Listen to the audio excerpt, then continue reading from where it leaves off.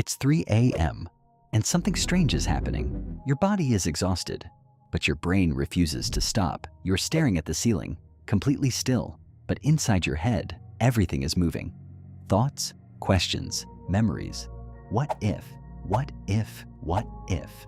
Your mind feels like a browser with 3,000 tabs open, and none of them will close. If this feels familiar, you are not alone, because most people who overthink are not weak. They are trying to protect themselves. Your brain believes it is doing an important job. It believes thinking more will keep you safe. But the brain does something interesting when it tries to protect you. It creates patterns. And most overthinkers fall into one of three patterns: the archaeologist, the screenwriter, and the mind reader. Three different minds, three different strategies, one goal: control. Most people recognize themselves in one of them. Some people recognize all three. And if that happens, the mind never truly rests. But before we explore them, notice something happening right now. You want sleep? Your body sinks into the mattress. Your breathing slows down. Your eyes close. And for a moment, everything is quiet. Then the first thought appears. Did I lock the door? Then another. Why did I say that stupid thing 3 years ago? Then another. What if something goes wrong tomorrow? And suddenly the quiet room feels loud. People around you often say simple things. Just relax. Let it go. Stop thinking. But they misunderstand the situation. Your brain is not trying to hurt you. It is trying to help you. To your mind, anxiety feels like preparation. It feels like work. Your brain believes that if it analyzes every possibility, nothing will surprise you. If it predicts every outcome, you will avoid pain. So it keeps working all night without stopping. But here is the hidden problem. Your brain cannot fully separate imagination from reality. When a threatening thought appears, your body reacts. Stress hormones increase. Your heart rate rises. Your muscles tighten. Your nervous system prepares for danger. But there is no danger. You are in a quiet room, under a blanket, in a safe place. Yet your body believes you are in the middle of a crisis. So it spends the night fighting invisible battles, burning energy, preparing for problems that might never exist. That is why you wake up tired. That is why you feel drained before the day even begins. Your brain has been running all night without moving an inch. And the modern world makes this even harder, because now the moment silence appears, you reach for your phone. The screen lights up. Your brain hopes for distraction. Instead, it finds comparison. Someone on vacation, someone in love, someone celebrating success. And your tired mind quietly reaches a conclusion. Everyone else is ahead. Everyone else is happier. Everyone else has figured life out. So, you keep scrolling, searching for relief. But the internet rarely gives relief. It gives more information, more comparison, more things to think about. Which brings us back to the three patterns of overthinking, and one of them may describe you almost perfectly. First, the archaeologist. If this is you, your mind lives in the past. You replay conversations. You revisit awkward moments. You analyze memories again and again.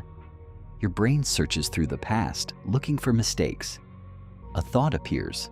Why did I say that? They must think I'm stupid. I should have stayed quiet. So the brain keeps digging, like an archaeologist searching through old ruins, trying to fix history. But something strange happens when we replay memories too often. The brain begins to change them. Details shift. Moments become exaggerated. Embarrassment grows larger than it really was, until the memory becomes less about truth and more about fear. Then there is the second type, the screenwriter. If this is you, your mind lives in the future, not the real future, the imagined one. Before a conversation happens, you rehearse it. Before a meeting begins, you predict every possible reaction. Before something important, your brain writes the entire script. If they say this, I will say that. But what if they say something unexpected? What if everything goes wrong? Your brain believes it is preparing you, but the mind is doing something different. It is making you experience the stress before it even exists. You suffer once in imagination, and then again in real life, because most of the disasters we predict never happen. And the more you try to control every future outcome, the more you delay action. Thinking feels productive, but action is what actually changes reality.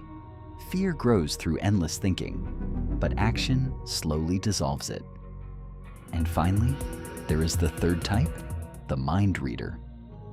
If this is you, silence becomes a message.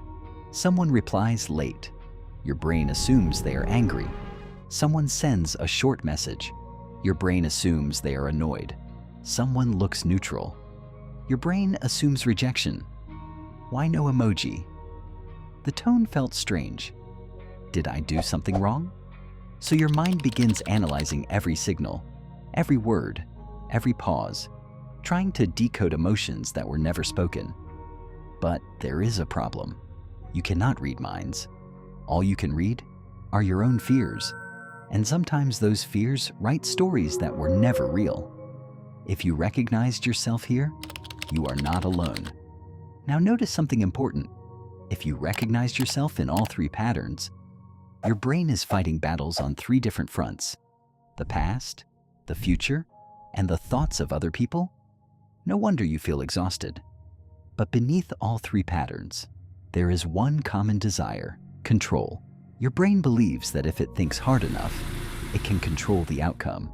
But life does not work like a puzzle you can solve at 3 in the morning. Thinking harder does not create control.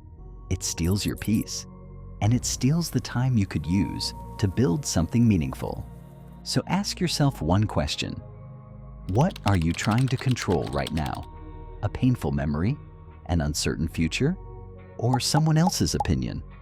And what would happen if you simply closed those mental tabs?